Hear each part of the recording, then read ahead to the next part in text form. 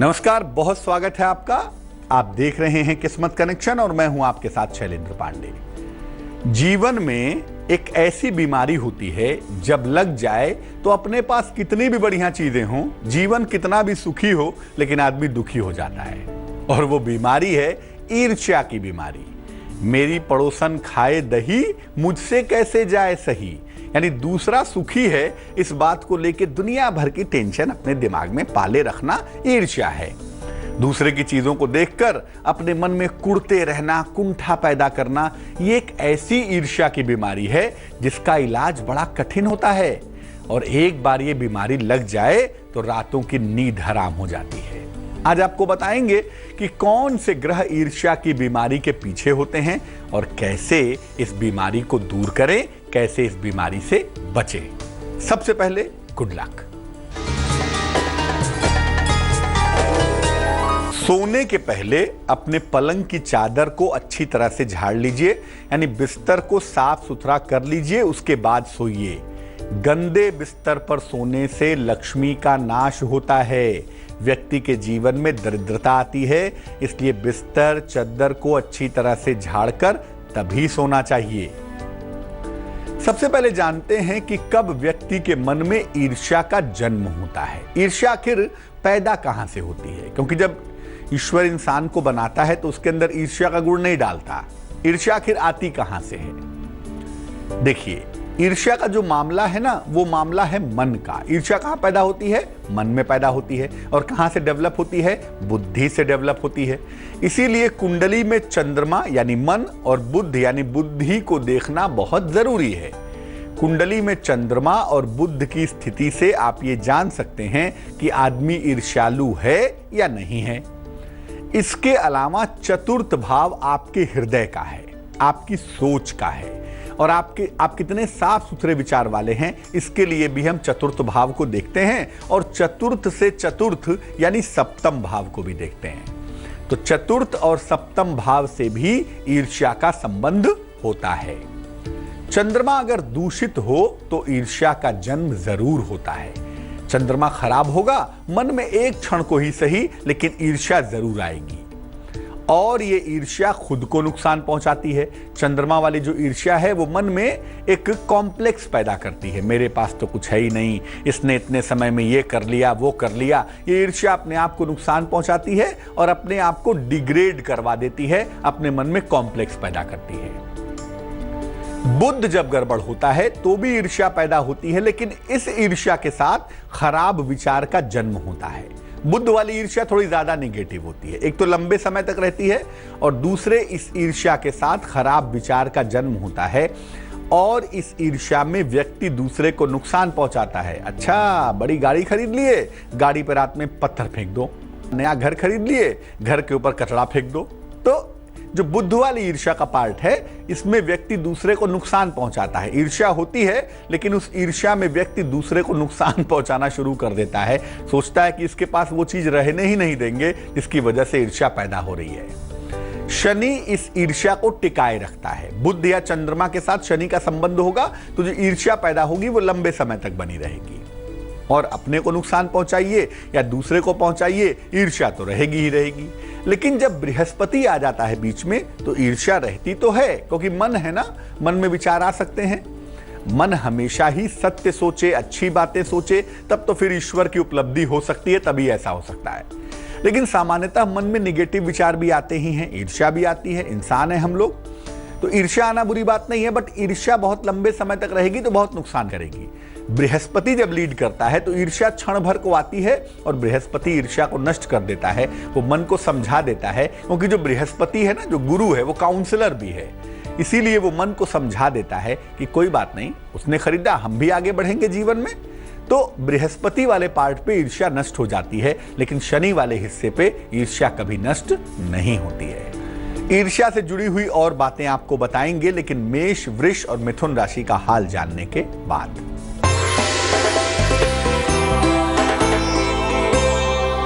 मेष राशि, सेहत में सुधार होता हुआ दिख रहा है।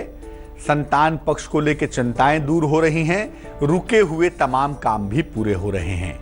शुभ रंग सफेद है और भाग्य है 69%। वृष राशि, सेहत में मुश्किलें दिखाई दे रही हैं, विवाह तय होने के योग बन रहे हैं और अचानक यात्रा की संभावना भी बन पा रही है। शुभ रंग नीला है और भाग्य है 55%।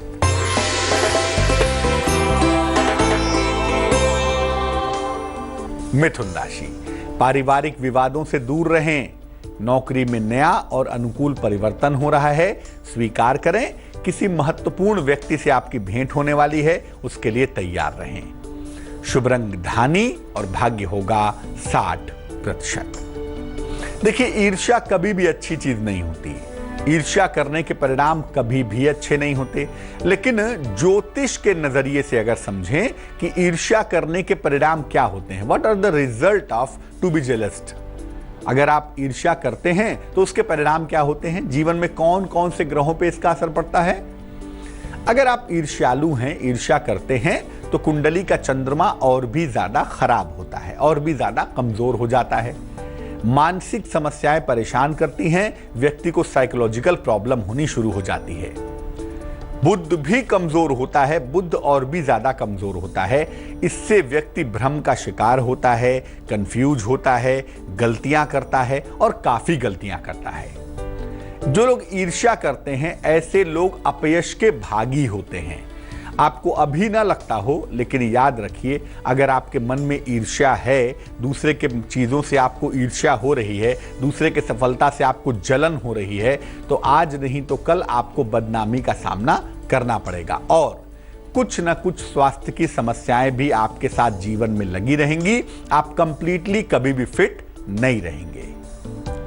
ईर्ष्या को दूर कैसे करें? मान लिया ईर्ष्या की आदत लगी गई है, चाहते हैं ईर्ष्या ना हो, लेकिन बीमारी तो है, कैसे दूर करें, इस पर बात करेंगे, लेकिन कर्क, सिंह और कन्या राशि के हाल के बाद।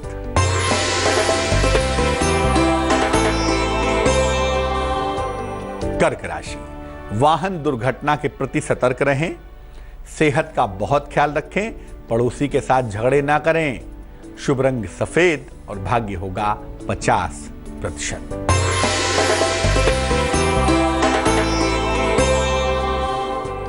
सिंह राशि, मान सम्मान और यश की प्राप्ति होगी, परिवार की स्थितियों में सुधार होगा, कोई कीमती वस्तु आप खरीद सकते हैं, ये संभावना दिख रही है। शुभ रंग जिसका प्रयोग करेंगे वो होगा गुलाबी और भाग्य होगा 72%।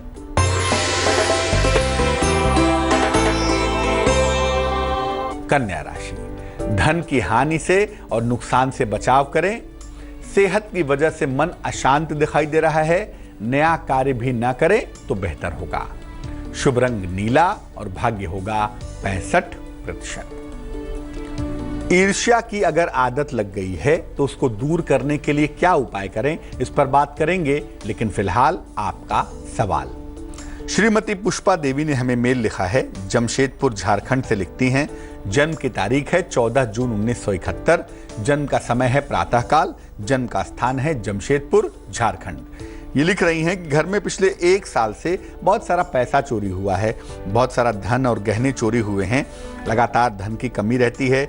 और ये चोरी क्यों हो रही है लगातार, एक तो समस्या क्या है और इस समस्या का समाधान बता दें। पुष्पा जी, जो कुंडली आपकी बन रही है वो मिथुन लग्न की बन रही है और जो राशि आपकी बन रही है वो बन रही है कुंभ। कुंडली में जो धन भाव है ना, उसके साथ राहु सीधे तौर से जुड़ा हुआ है, राहु एसोसिएटेड दिखाई दे रहा है, राहु की स्थिति अच्छी नहीं है और दूसरा बुध भी अच्छा नहीं है और बुध राहु का संबंध भी कुंडली में दिख रहा है। ऐसी दशा में एक तो जब राहु होता है तो आकस्मिक चीजें बहुत होती हैं, षड्यंत्र बहुत होता है, चोरी बहुत होती है और व्यक्ति जान नहीं पाता, आकस्मिक घटनाएं घटनी शुरू हो जाती हैं। एक तो चंद्रमा जो है वो लीड कर रहा है, राहु के बहुत नजदीक आ गया है, तो चंद्रमा माने होता है घर, तो इस चोरी में ज्यादातर घर का ही कोई व्यक्ति शामिल है। ऐसा लगता है कि घर का ही कोई व्यक्ति चोरी वोरी कर रहा है और आपकी निगाह बचा के ज्वेलरी, कीमती चीजें, पैसे रुपए की चोरी कर रहा है, जिसको आप पकड़ नहीं पा रही हैं। और दूसरा यह है कि राहु की वजह से अभी ये स्थितियां बनी हुई दिखाई दे रही हैं। तकरीबन नवंबर तक, नवंबर 2017 तक आपको अपने कीमती सामानों को ठीक से रखना होगा, धन को ठीक से रखना होगा और जरा घर के लोगों पे क्लोज वॉच भी रखना होगा। ऐसा ना हो कि और भी चीजें चोरी होती चली जाए। फिलहाल चोरी को रोकने के लिए 2 काम करने की आवश्यकता है। एक तो सुरक्षा पे बहुत ध्यान दें, चीजों को जरा सावधानी से रखें उसमें लापरवाही ना करें। दूसरा, रोज सुबह और रोज शाम को 108 बार ओम दुंग दुर्गाय नमः, ओम दुंग दुर्गाय नमः, इस मंत्र का 108 बार सुबह और 108 बार शाम को जप करें। एक नंबर दूसरा ये है कि जरा सा काला तिल, चुटकी भर काला तिल या 2 चुटकी काला तिल ले लें और इस काले तिल को हर शनिवार को शाम को पीपल के वृक्ष की जड़ में ले जाके बस चुटकी भर काला तिल वहां गिरा दें और ये प्रार्थना करें कि जो सामान चोरी हो रहा है वो चोरी होना रुक जाए और जो चोरी कर रहा है वो ट्रेस हो जाए, वो सामने आ जाए। तो ऐसा करने से जल्दी आपको राहत मिलेगी, ऐसी उम्मीद की जाती है। बट नवंबर तक, चूंकि राहु वाला पार्ट अभी दिख रहा है, इसलिए नवंबर तक सावधानी बनाए रखें। अब मान लिया ईर्ष्या की आदत लग ही गई है, ईर्ष्या की प्रवृत्ति आ ही गई है, तो क्या उपाय करना चाहिए?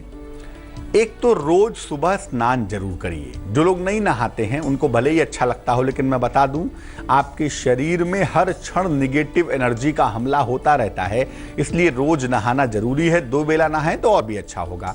तो रोज नहाएं और हल्की सी सुगंध लगाएं, चंदन की हो तो बहुत अच्छा होगा। इससे मन और मूड जरा एलिवेट होता है, जरा बेहतर होता है। रोज सवेरे और शाम को शिव जी की उपासना करें। नमः शिवाय 108 बार सवेरे, 108 बार शाम को जपें तो मन को एलिवेट होने में, मन को बेहतर होने में सहायता होगी। नमः शिवाय का जितना जप करेंगे उतना ही ज्यादा मन आपका इंप्रूव होगा, उतना ही ज्यादा मन आपका बेहतर होगा।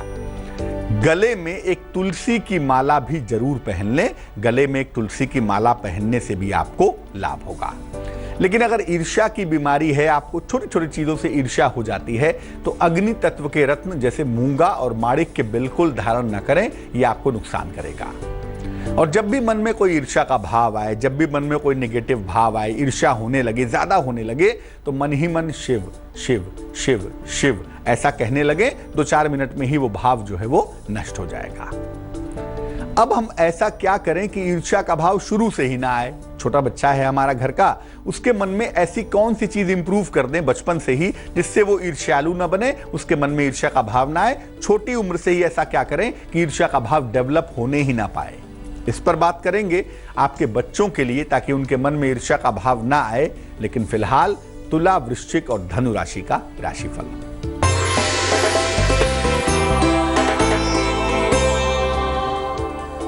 तुला राशि, जीवन साथी या प्रेमी के साथ तनाव हो सकता है, ध्यान रखें। नौकरी का मामला बेहतर है, धन का मामला बेहतर है। नौकरी में प्रमोशन की संभावना है और धन प्राप्ति के सुंदर योग भी बन रहे हैं। शुभ रंग पीला और भाग्य होगा 71%।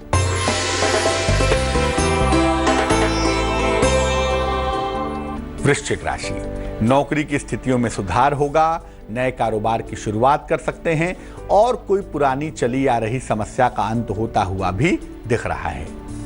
शुभ रंग सुनहरा और भाग्य होगा 78%।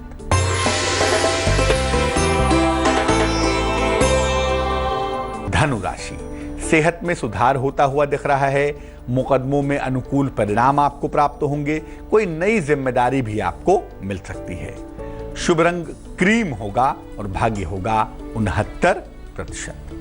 अब ईर्ष्या की भावना जन्म ही न ले, इसके लिए क्या करें? माने बच्चे के मन में बचपन से ही ईर्ष्या की भावना ना आए, या किशोरावस्था है उस समय से ईर्ष्या का उदय होना शुरू होता है, तो वो भाव डेवलप ना हो, इसके लिए बचपन से ही या किशोरावस्था से ही बच्चों के साथ ऐसा क्या करें कि ईर्ष्या की भावना उनके मन में ना आए, उनका मन शुद्ध बना रहे। एक तो शुरू से ही गायत्री मंत्र का जप करने का अभ्यास करवाइए। शुरू में 9 बार, फिर 27 बार, फिर 108 बार गायत्री मंत्र का जप करने की आदत डलवानी चाहिए बच्चों को।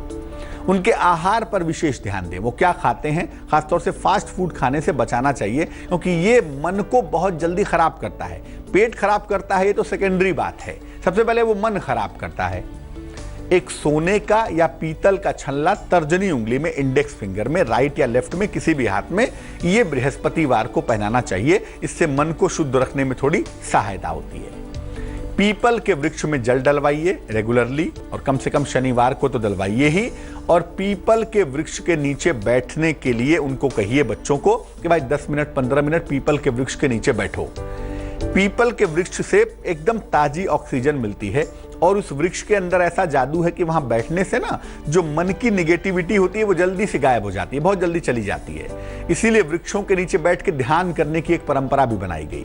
तो पीपल के वृक्ष के नीचे नियमित रूप से उनके बैठने का अभ्यास करवाइए। अगर ये शुरू से किया जाए तो बच्चे के अंदर ईर्ष्या पैदा होने का सवाल ही पैदा नहीं होगा और उनका मन निरंतर साफ और शुद्ध बना रहेगा। मकर, कुंभ और मीन राशि वालों का वक्त कैसा है, आइए जानते हैं।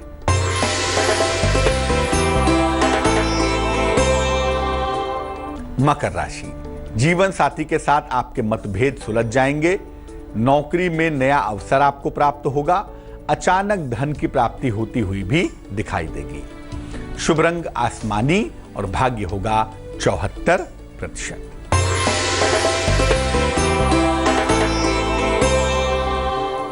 कुंभ राशि, किसी आध्यात्मिक कार्य में आप व्यस्त रहेंगे। काम का बड़ा और नया अवसर भी आपको प्राप्त होगा। आंखों की समस्या पर बहुत ध्यान देना आवश्यक है। शुभ रंग पर्पल यानी बैगनी और भाग्य होगा 58%।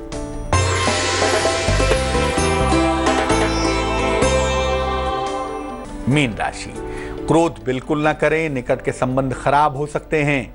संतान के मामले में थोड़ा विलंब दिख रहा है, लेकिन ऐसा लग रहा है कि व्यवसाय छोड़कर या प्रोफेशन छोड़कर आप नौकरी की तरफ आना चाहते हैं। अगर इस समय चाहते हैं तो बिल्कुल आ सकते हैं। शुभ रंग आपका हरा होगा और भाग्य होगा 77%। तो आज हमने बात की ईर्ष्या की बीमारी की और ये जाना कि ईर्ष्या कितनी नुकसानदायक चीज है और ईर्ष्या से बचने के सरल उपाय क्या हैं। अब जान लेते हैं क्या है आज की सलाह।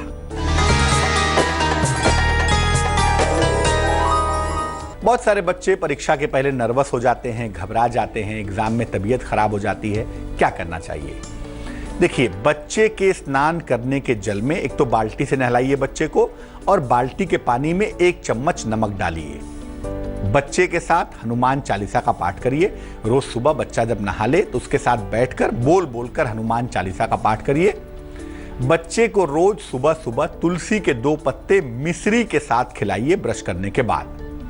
और बच्चे की दाहिनी कलाई में, राइट कलाई में एक लाल रंग का कलावा किसी भी मंगलवार को सवेरे बांध दीजिए।